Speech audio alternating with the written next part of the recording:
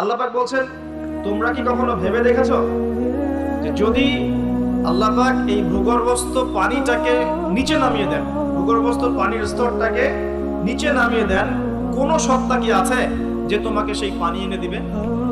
আছে? এই আয়াত থেকে আমাদের একটা শিক্ষা আছে, একটু বলি শোনেন। শিক্ষাটা হচ্ছে, আমরা এখন অপচয় খুব পটু, আমরা খুব অপচয় করি জিনিসপত্র। আমরা গ্যাস অপচয় করি, রাষ্ট্রের সম্পদ অপচয় করি, রাষ্ট্রের রাস্তাঘাট নিজের বাপ দাদার সম্পত্তি মনে করে নষ্ট করে ফেলি।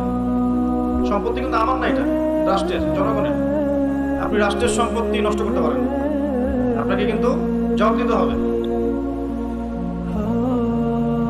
এই যে রাস্তায় যাচ্ছেন, মনে করেন টোল দিতে হবে, বাইকটা টান দিয়ে টোল না দিয়ে চলে গেলেন, এই যে একটা চুরির অপরাধ হলো, প্রতারণা হলো আপনার, এটা হক ছিল রাষ্ট্রের, নষ্ট হয়ে গেল।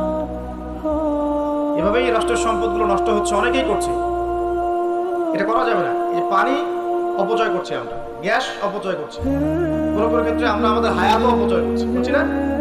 হায়াত অপচয় করছি না, সময় হায়াত অপচয় করছি, আমাদের যৌবন অপচয় করছি। অপচয়ে পটু একটা জাতিতে পরিণত হয়েছি আমরা। আল্লাহ মাফ করুন।